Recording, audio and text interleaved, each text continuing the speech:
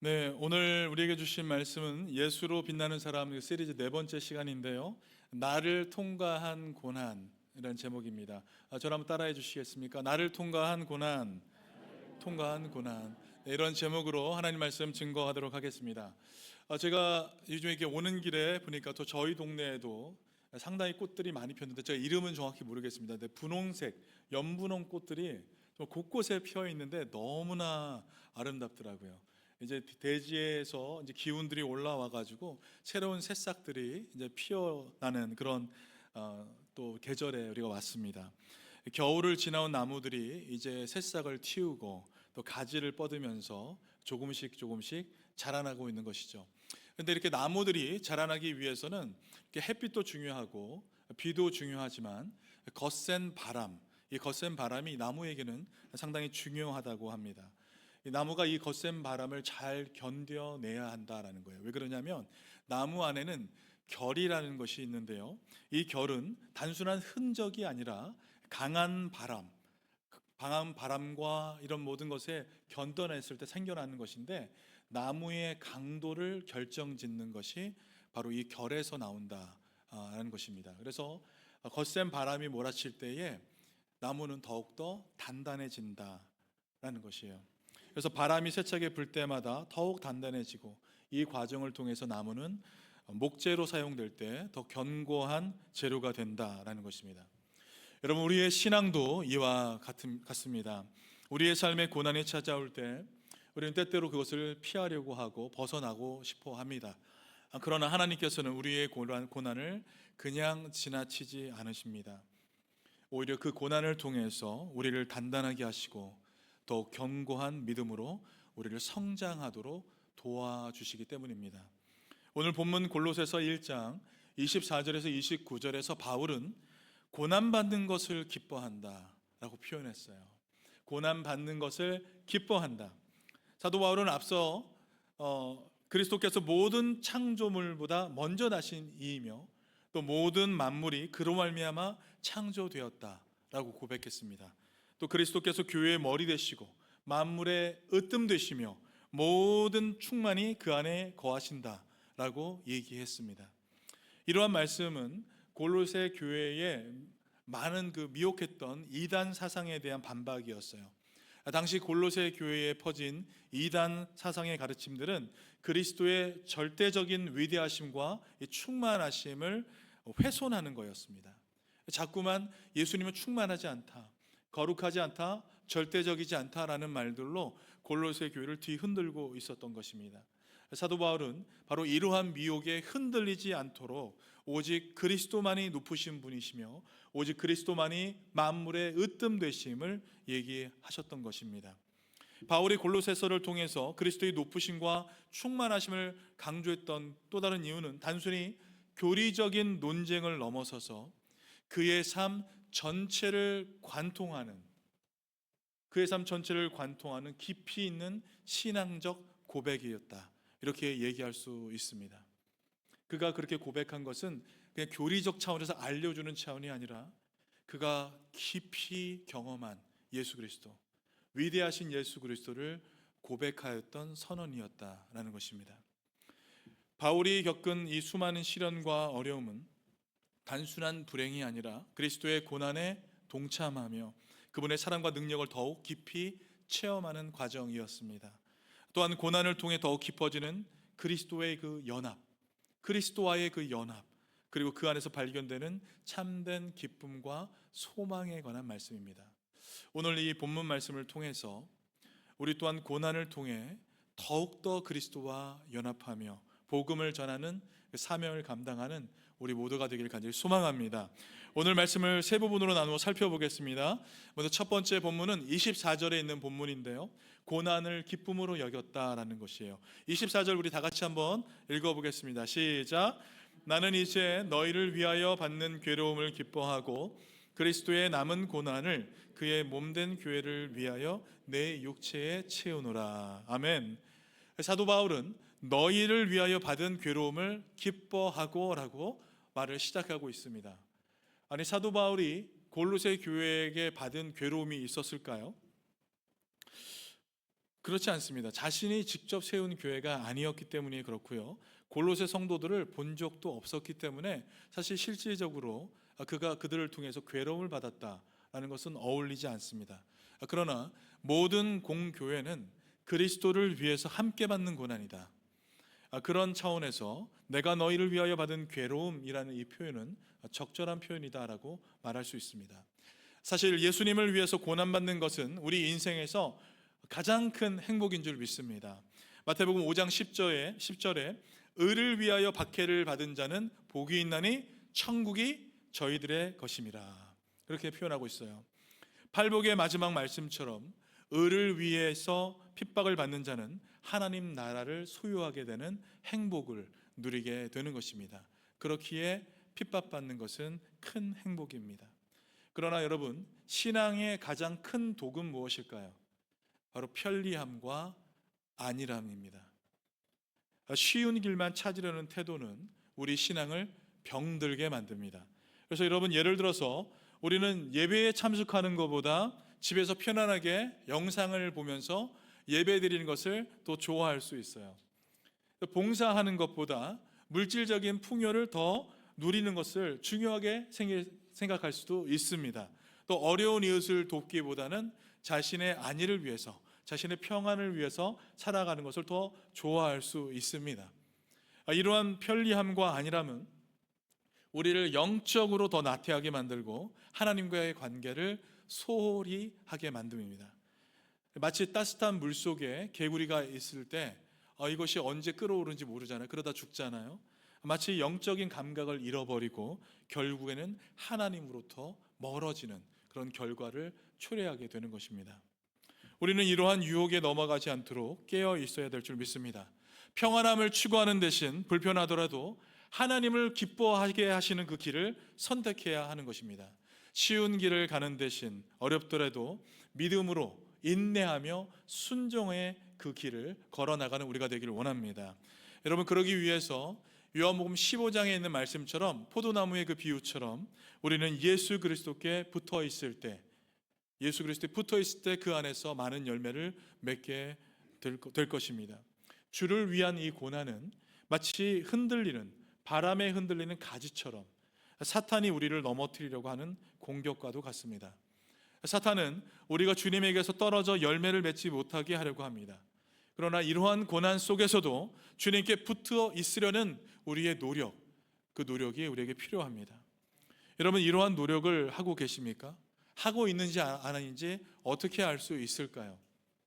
우리가 시간을 어디에 사용하는지, 그것을 보면 우리의 노력이 어디에 있는지, 우리의 믿음이 어디에 있는지 우리는 알 수 있습니다. 마치 신용카드 사용 내역을 보면 그 모든 것이 다 나오듯이 우리의 시간 사용은 우리가 무엇에 집중하고 있는지를 보여줄 수 있는 것입니다.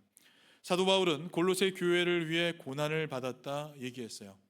비록 그가 직접적인 고난을 받지는 않았지만 모든 교회는 그리스도를 위해서 함께 고난을 받는 것입니다. 그러나 많은 사람들이 고난을 피하기 위해서 어디로 갈까요? 교회로 옵니다. 고난받고 싶지 않아 교회를 와요. 하나님께 문제를 해결해 달라고 와서 기도합니다. 그러나 그리스도의 비밀을 발견한 사람은 그 고난 중에서도 기뻐할 수 있는 것이에요. 원수를 미워하고 제거해 달라고 기도하는 대신에 그들이 예수 그리스도를 알게 해달라, 주님, 저들이 예수 그리스도의 사랑을 경험하게 해 주시옵소서, 그렇게 기도해야 하는 것입니다. 왜냐하면 예수님께서 원수를 사랑하라, 내 원수를 사랑하라고 말씀하셨고 그들을 위해 기도하라고 명령하셨기 때문입니다. 여러분, 이것이 바로 하나님 나라의 비밀인 줄 믿습니다. 의를 위해 핍박받는 것을 두려워하지 마시고 기쁨으로 이 일을 감당하는 우리 모두가 되길 간절히 원합니다. 24절 후반부에 보시면 그리스도의 남은 고난이라는 표현이 나오죠. 그리스도의 남은 고난. 아니, 남은 고난이라뇨. 예수님께서 이미 다 담당하신 거 아닙니까?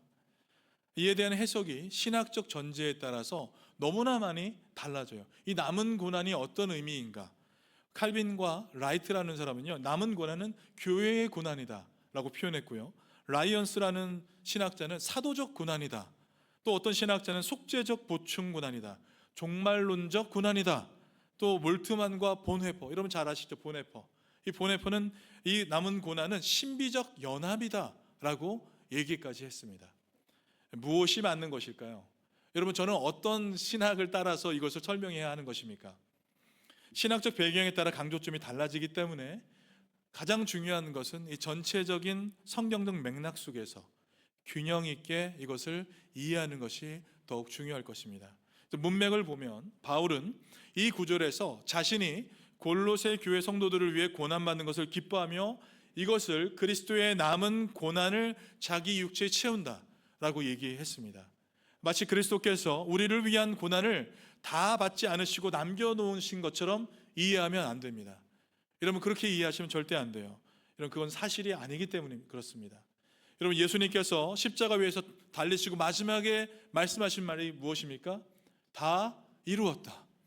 네, 그렇습니다. 예수님께서는 이미 구원을 위한 모든 사역을 십자가에서 이미 다 이루신 거예요. 완성하신 것입니다. 남은 것이 없습니다. 그렇다면 바울은 여기서 무엇을 말하고 싶으신 걸까요? 우리는 먼저 교회는 그리스도의 몸이다. 교회는 그리스도의 몸이라는 이 고린도전서의 말을 기억해야 합니다. 바울은 바로 이어지는 구절에서 그리스도의 남은 고난을 그의 몸된 교회를 위하여 내 육체에 채우노라 라고 얘기했어요. 그의 몸된 교회를 위하여. 즉, 교회가 고난을 받는 것은 그리스도의 몸이 고난을 받는 것이며 이것은 곧 그리스도께서 고난을 받으시는 것과 같다라는 의미입니다. 여러분, 오늘날도 주님의 교회가 고난받을 때 주님께서는 친히 고통을 느끼십니다. 여러분, 왜 그럴까요? 교회가 그리스도의 몸이기 때문에 그렇습니다. 그래서 사도 바울이 다메섹 동산에서 예수님을 만났을 때 예수님께서 사울에게 뭐라고 하시죠? 사울아, 사울아, 네가 나를 왜 박해하느냐? 라고 하셨어요. 그때 사울이 당신이 누구십니까? 얘기했더니 예수님께서 나는 내가 박해하는 예수다 라고 얘기하셨습니다. 사울은 직접적으로 예수님을 박해한 적이 없습니다. 교회를 박해했어요. 그렇기 때문에 이 말씀은 교회가 곧 예수님이다, 교회를 박해하는 것이 곧 예수님을 박해하는 것이다 라고 얘기할 수 있는 것입니다. 이것은 예수님과 교회가 머리와 몸의 관계로 긴밀하게 서로 연결되어 있기 때문에 그렇습니다. 하늘에 계신 그리스도께서 지금도 그의 몸된 교회를 위해 고난을 받으신 것처럼 사도 바울 역시 교회를 위해 받는 고난을 지금 기쁨으로 여기고 있는 것이죠. 여러분, 여기서 사용된 이 채운다, 내 육체에 채운다라고 했을 때 이 채운다는 단어는 보충의 개념이 아니라 자기 편에서 고난에 함께 동참한다, 자기 편에서 고난에 함께 동참한다라는 의미가 담겨져 있습니다. 즉, 바울은 그리스도의 고난을 대신하는 것이 아니라 그리스도의 고난과 함께 그와 연합하여 고난을 함께 받는다, 그런 의미가 담겨져 있는 것입니다. 따라서 우리는 그리스도의 남은 고난, 이 의미를 부활하시고 승천하신 그리스도께서 그의 몸된 교회를 위해 받으시는 고난으로 이해해야 할 것이며, 바울의 이 고난은 자기 편에서 함께 동참하는 고난이다 라고 이해할 수 있습니다. 예수 그리스도의 고난에 동참하겠다는 강한 결의를 사도 바울이 지금 골로새 교회에게 말하고 있는 것입니다. 그런데 지금 여러분, 이 고백을 하고 있는 사도 바울은 어디에 있습니까? 네, 감옥에 있습니다. 감옥 안에서 지금 이거를 쓰고 있는 것이에요. 옥중서신이라고 알려져 있는 빌립보서, 에베소서, 빌레몬서, 여기에서 사도 바울은요 여러 차례 내가 기뻐하노라, 내가 너희를 위하여 기뻐하노라, 기뻐하라 라고 얘기하고 있습니다. 여러분, 감옥 안에서 편안하게 신앙생활을 하고 있는 골로새 교인들에게 사도 바울이 어떻게 이런 표현을 사용할 수 있는 것입니까? 이것이 어떻게 가능할까요?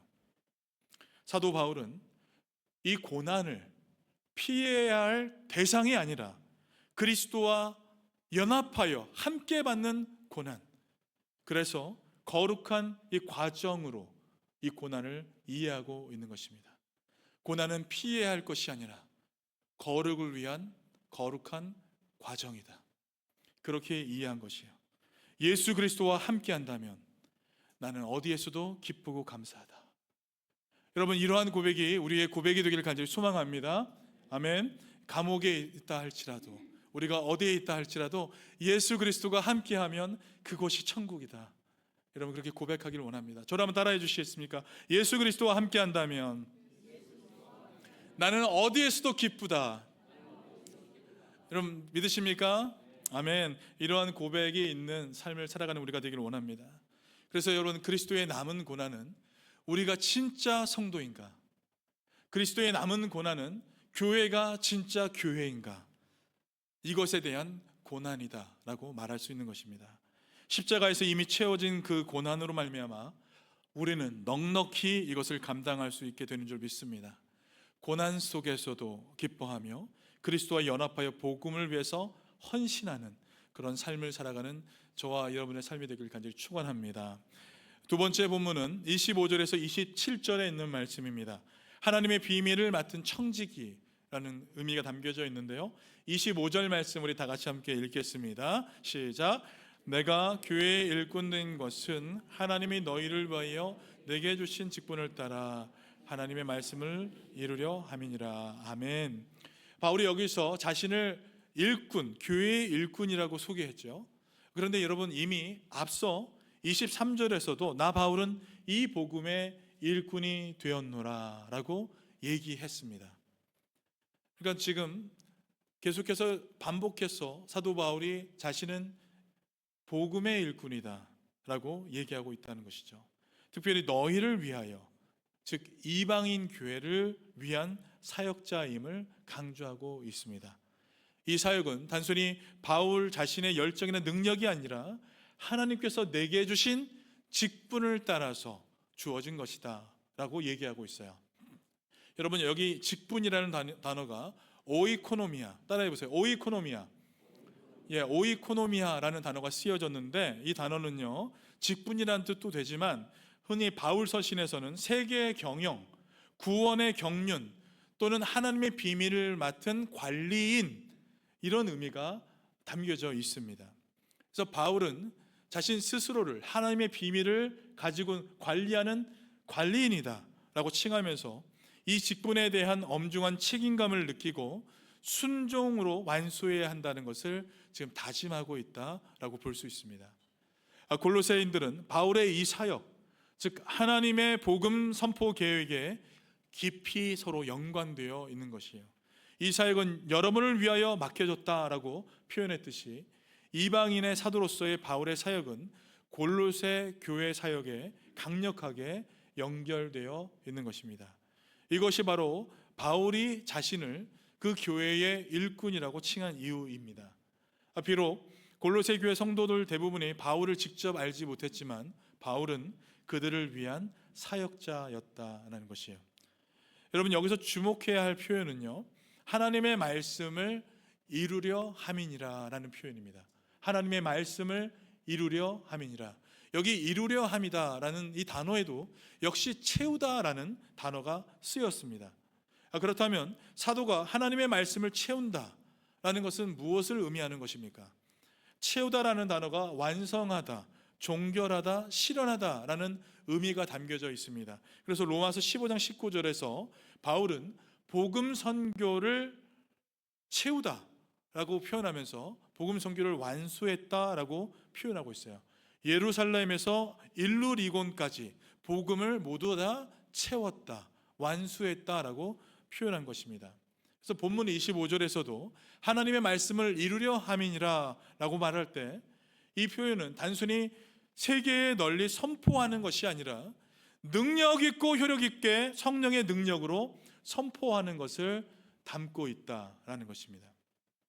그래서 하나님의 말씀을 채운다는 것은 온 세상에 하나님의 말씀이 충만하게 되도록, 온 세상에 주님의 말씀이 가득 채워지도록 노력한다라는 의미가 담겨져 있는 것입니다. 여러분, 우리 역시 바울처럼 하나님의 말씀을 채우는 삶을 살아가길 간절히 소망합니다. 단순히 성경을 읽고 지식을 쌓는 것을 여러분 넘어서서 우리의 삶 전체를 관통하여서 하나님의 말씀을 실천하고 증거하는 것, 여러분, 그래서 우리가 가는 모든 걸음걸음이 그곳이 하나님의 말씀으로 가득 채워지는 것이에요. 왜냐하면 내 삶을 말씀이 이미 관통했기 때문에 그렇습니다. 그래서 내가 걸어가는 그 길이 하나님의 말씀으로 가득 채워지게 되는 역사가 일어나는 것이죠. 또 복음 전파의 궁극적인 목표를 우리는 기억해야 할 것입니다. 바울은 복음이 온 세상에 충만히 퍼져나가기를 소망했어요.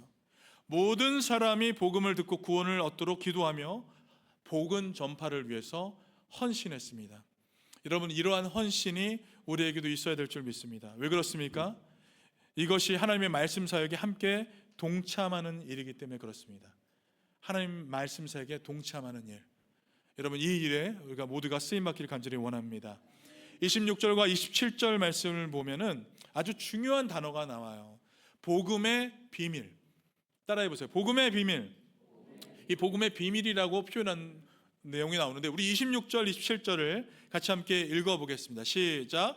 이 비밀은 만대로부터 감추어졌던 것인데 이제는 그의 성도들에게 나타났고, 하나님이 그들로 하여금 이 비밀의 영광이 이방인 가운데 얼마나 풍성한지를 알게 하려 하심이라.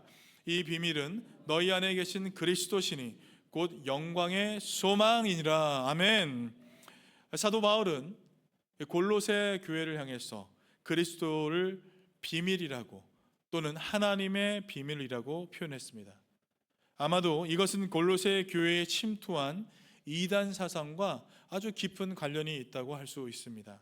당시 이단들은요, 단순한 믿음만으로 충분하지 않다, 이런 얘기를 했어요. 너희들의 믿음만으로 충분하지 않아. 우리가 알 수 없는 무언가 더 깊은 무언가 있어. 그렇기에 더 깊은 영적 깨달음을 위해서, 더 높은 차원의 어떤 영적 경지를 위해서 계속해서 노력해야 돼 라는 말들을 했었어요. 그래서 그리스도만으로는 부족해, 추가적인 신비로운 지식과 체험이 있어야 돼 라는 말들을 했다는 것이죠. 이것은 이제 당시는 1세기였죠. 1세기였지만 2세기에 확장되었던 영지주의의 영향이 있었다라고 학자들이 보고 있어요. 그러니까 영지주의가 2세기에 확장되었지만 이미 1세기에 이미 영지주의적인 이 세계관이 이 시대에 자리 잡고 있었다. 그래서 여기에 영향을 받아서 많은 이단들이 나오게 되었고, 이런 주장들을 하게 되었다라고 본 것입니다. 그러나 바울은 여기에 대해서 아주 단호하게 선포하고 있어요. 그리스도가 바로 하나님의 비밀이다. 그리스도가 바로 하나님의 비밀이다. 그 안에 지혜와 지식의 모든 보화가 감추어져 있다. 사도 바울이 이렇게 얘기한 것입니다. 여러분, 왜 이렇게 표현했을까요? 성도들이 헛된 가르침에 미혹되지 않게 하기 위해서 그렇습니다. 그래서 골로새서 2장 4절에 바울은요, 공교한 말로 성도들을 속이는 자들을 지적하면서 이러한 미혹을 받지 않도록 주의하라 라고 얘기하고 있는 것입니다. 그렇다면 성경이 말하는 비밀, 그 비밀은 무엇입니까? 세상의 신비 종교나 영지주의에서 주장하는 것처럼 소수의 사람만이 알고 있는 그러한 내용을 비밀이라고 얘기하는 것입니까? 그렇지 않다는 거예요. 성경에서 이 비밀, 미스테리온은 하나님께서 영원 전부터 계획하셨지만 이제 그리스도 안에서 온전히 나타나고 계시된 진리, 그리스도 안에서 온전히 나타나고 계시된 진리를 가리키는 의미입니다. 이것이 바로 비밀이에요. 그래서 이 비밀은 이미 드러난 것이다 얘기하고 있는 것입니다. 로마서 16장 25절과 27절 말씀을 한번 보시면 이 개념이 더욱 분명하게 나타납니다. 같이 한번 읽어보겠습니다. 시작. 나의 복음과 그리스도를 전파함은 영세 전부터 감추어졌다가 이제는 나타내신 바 되었으며, 영원하신 하나님의 명을 따라 선지자들의 글로 말미암아 모든 민족이 믿어 순종하게 하시려고 알게 하신 바 그 신비의 계시를 따라 된 것이니, 이 복음으로 너희를 능히 경고하게 하실 지혜로우신 하나님께 예수 그리스도로 말미암아 영광의 세세 무궁하도록 있을지어다. 아멘. 여러분, 이 비밀은 모든 민족에게 전파되어서 믿고 순종하게 하시려는 복음이며 하나님의 뜻이다라고 분명하게 밝히고 있는 것입니다. 그러므로 성도들은 오직 그리스도 예수 안에 머물러야 하며 그 안에서 모든 지혜와 지식을 찾고 더욱더 말씀 안에 굳건히 서 나가야 할 줄 믿습니다. 그러나 여기서 여러분 중요한 점은 그리스도를 단순한 정보로 아는 것이 아니다라는 것이에요. 그리스도를 정보로 아는 것에 그치지 말라라는 것이에요. 내 삶을 통과한 체험으로 알아가라라는 것입니다. 예수님이 나의 구주시라는 사실이 단순한 지식으로만 머무른다면 그 믿음에는 능력이 없습니다. 마치 전쟁에 대한 이론은 빠삭하게 알고 있다 하더라도 직접 전쟁을 겪은 사람의 경험과는 완전히 다른 것과 같습니다. 그리스도를 안다는 것은 머리로 배우는 것이 아니라 삶에서 경험되어져야 한다라는 것이에요. 그러므로 우리는 여러분 복음을 살아내야 하는 사람들인 줄 믿습니다. 하나님의 비밀을 가진 자들은 복음을 지식으로만 전하는 것이 아니라 자신의 삶에서 체험적으로 나누어진 것을 전해야 하는 사람들입니다. 여러분, 이것이 바로 복음의 능력이에요. 복음이 내 삶을 관통했을 때, 이것을 가지고 전할 때 복음의 능력이 나타나게 되는 것입니다. 자꾸만 새로운 것, 특별한 영적 체험을 찾아다니기보다는 내가 처음 들은 그 복음 위에, 여러분, 그 복음 위에 뿌리를 내리고 내가 만난 예수님을 내 삶으로 살아내는 것, 여러분, 이것을 가지고 우리가 예수 그리스도를 전해야 되는 줄 믿습니다. 여러분, 왜냐하면 참된 지혜와 지식은 다른 곳이 아니라 오직 예수 그리스도 안에 충만하게 들어있기 때문에 그렇습니다. 그 예수 그리스도를 우리가 경험해야 되는 것이에요. 그럴 때 참된 지식과 지혜가 우리를 통해 나오게 되는 것입니다. 그러므로 우리 안에 감추어진 비밀, 이것이 내 삶을 통과하여 나의 신앙과 믿음을 더욱 견고하게 세우며 감사함으로 그리스도 안에 거하는 우리 모두가 되어야 할 줄 믿습니다. 아멘. 이제 28절과 29절 말씀 함께 보시겠습니다. 마지막 단락인데요, 28절 말씀 먼저 읽겠습니다. 시작. 우리가 그를 전파하여 각 사람을 권하고 모든 지혜로 각 사람을 가르침은 각 사람을 그리스도 안에서 완전한 자로 세우려 함이니. 아멘. 바울은 그의 동역자들과 자신이 왜 사역을 하는지, 그것에 대한 목적을 정확하게 지금 밝혀주고 있습니다. 그런데 28절 처음을 우리가라고 시작하고 있어요. 여기 우리라는 단어는 복수 주어죠. 그래서 여기에는 에바브라를 비롯한 동역자들을 포함하고 있는 것입니다. 이들의 일상적인 사역에 대해서 말하고 있는 것이죠. 바울은 사역을 할 때 크게 세 가지 동사로 나누어서 우리가 설명해 볼 수 있습니다. 바울의 사역 세 가지는 선포하고 권면하여 가르친다. 따라해 보세요. 선포하고 권면하여 가르친다. 아멘. 바울은 선포했습니다. 이 선포하다라는 단어는요, 사도행전과 바울 서신에서만 등장하는 아주 정중한 어법이라고 할 수 있습니다. 이 단어는요, 복음을 선포할 때 사용되었어요. 그리스도, 또 하나님의 비밀, 하나님의 말씀 등을 선포할 때에 바울이 이런 선포하다라는 단어를 사용하게 된 것입니다. 바울은 선포했어요. 그리고 바울은 권면했습니다. 권면했어요. 이 단어는 윤리적 권면을 의미하는데 이 단순히 가르침과 분리될 수 없어요. 그러니까 가르치면서 권면했다라는 의미가 담겨져 있는 것입니다. 그래서 바울은 피상적인 복음 선포에 그치지 않았고 회개와 믿음을 강조하면서 성도들을 계속해서 권면하게 된 것입니다. 그럼 마지막에 가르쳤어요. 이것은 그리스도를 선포하는 활동을 통해 이루어지게 되었습니다. 모든 사람이 접근할 수 있는 그 지혜를 동원해서 사도 바울은 성도들을 가르쳤습니다. 그래서 여러분, 우리가 기억해야 될 것이 무엇이에요? 선포하다, 권면하다, 가르치다. 이것을 가지고 우리도 모든 사람들에게 그리스도의 말씀을 전해야 될 줄 믿습니다. 여기 모든 지혜로 각 사람을 가르침은 이라고 얘기할 때에 여기서 각 사람이라는 단어는 복음의 보편성, 또 각 사람의 중요성에 대해서 강조하고 있다라고 얘기할 수 있습니다. 바울 사역의 목표는 각 사람을 그리스도 안에서 온전한 자로 세우는 것이다, 이렇게 볼 수 있는 것입니다.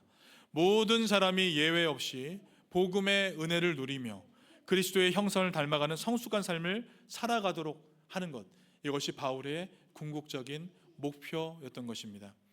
여러분, 우리도 사도 바울과 같이 이렇게 쓰임받는 인생이 되기를 간절히 소망합니다. 우리가 다른 사람을 세울 수 있는 말씀은 여러분 아까 얘기했듯이 어떤 거예요? 나를 통과한 말씀, 나를 통과한 그 말씀을 우리가 쓰임받게 되는 것입니다.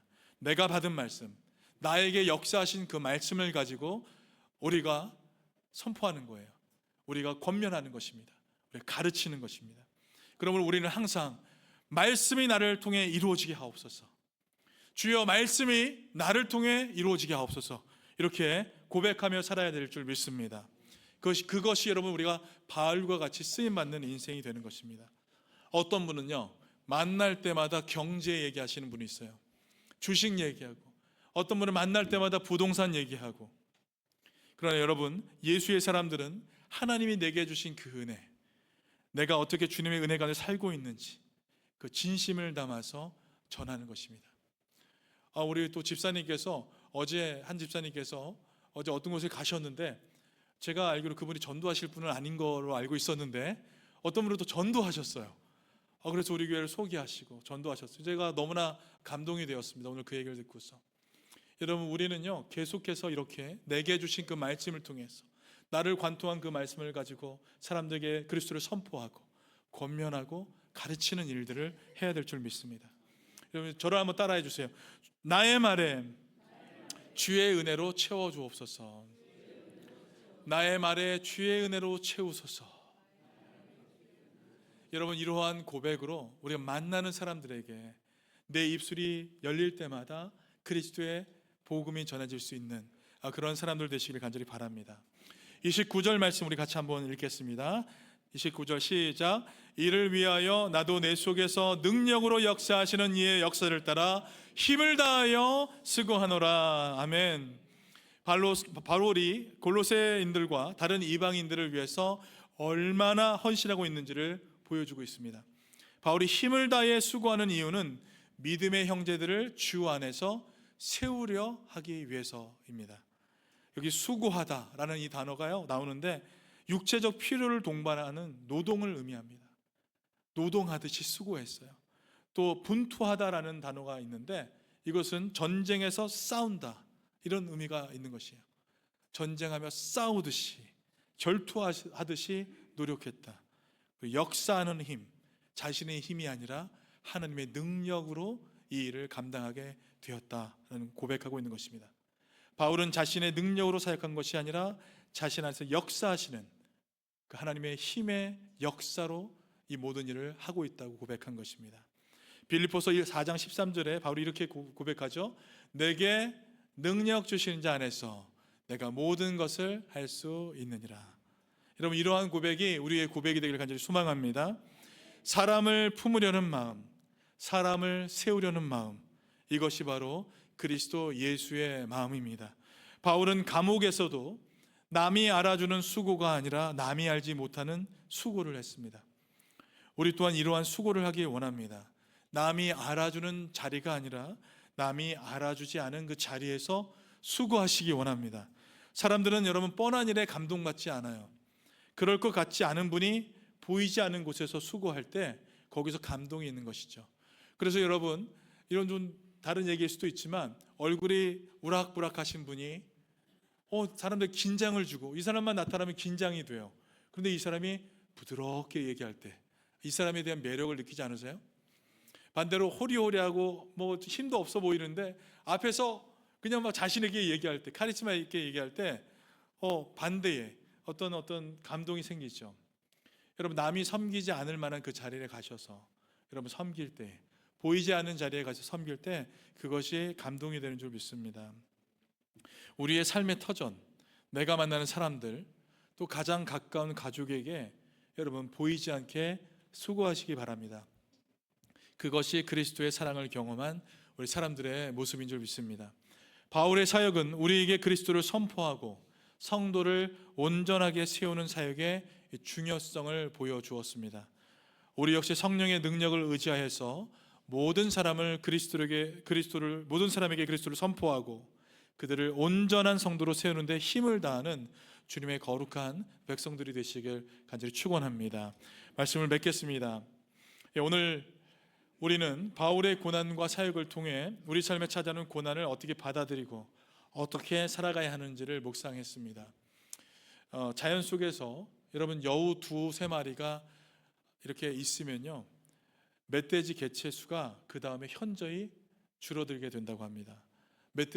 멧돼지들이 본능적으로 위협을 느끼고 번식을 멈추기 때문이다라고 얘기합니다.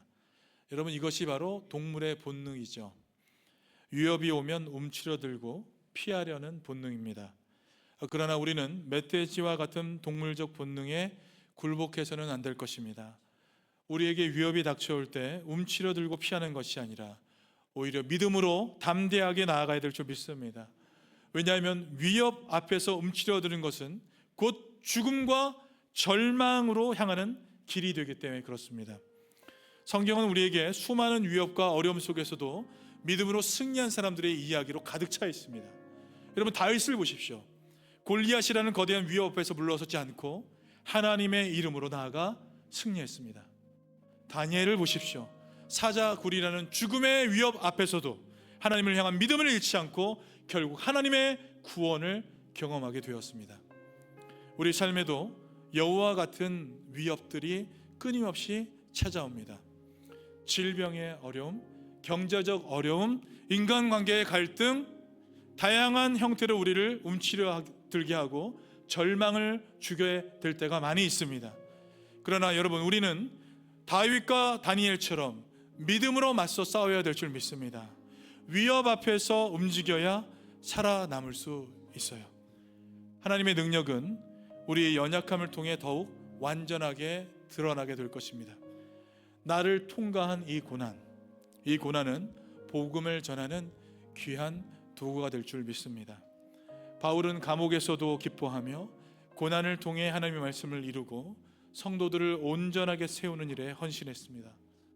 그러므로 어떤 위협 앞에서도 두려워하지 말고 믿음으로 담대히 나아가시는 우리 모두가 되길 간절히 소망합니다. 나를 통과한 그 말씀, 나를 관통한 그 말씀, 그리스도의 비밀이 우리 삶에 터져내서 가족에게 또 만나는 사람에게 그리스도의 사랑을 전하고 관통된 그 말씀으로 그리스도의 넓은 사랑을 전하는 우리 모두가 되시길 주님의 이름으로 간절히 축원합니다. 같이 함께 기도하시겠습니다. 살아계신 하나님 아버지, 그렇습니다.